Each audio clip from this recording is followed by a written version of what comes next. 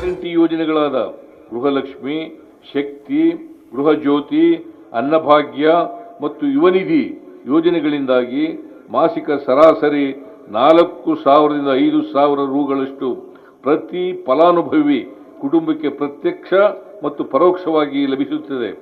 ಇದು ಹಲವು ಕಾರಣಗಳಿಂದ ಸಂಕಷ್ಟದಲ್ಲಿರುವ ಕುಟುಂಬಗಳಿಗೆ ನೇರ ಆರ್ಥಿಕ ನೆರವು ನೀಡುವ ಯೂನಿವರ್ಸಲ್ ಬೇಸಿಕ್ ಇನ್ಕಮ್ ಪರಿಕಲ್ಪನೆ.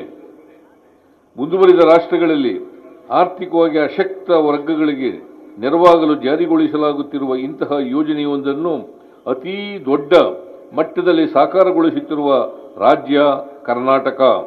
ಈ ಬಗ್ಗೆ ನಮಗೆ ಹೆಮ್ಮೆ ಇದೆ. ಈ ಯೋಜನೆಗಳು ಮುಂದುವರಿಯಲಿವೆ.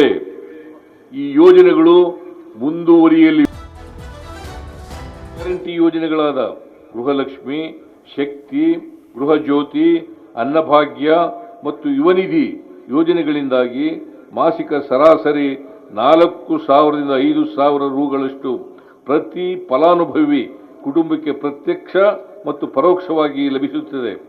ಇದು ಹಲವು ಕಾರಣಗಳಿಂದ ಸಂಕಷ್ಟದಲ್ಲಿರುವ ಕುಟುಂಬಗಳಿಗೆ ನೇರ ಆರ್ಥಿಕ ನೆರವು ನೀಡುವ ಯೂನಿವರ್ಸಲ್ ಬೇಸಿಕ್ ಇನ್ಕಮ್ ಪರಿಕಲ್ಪನೆ.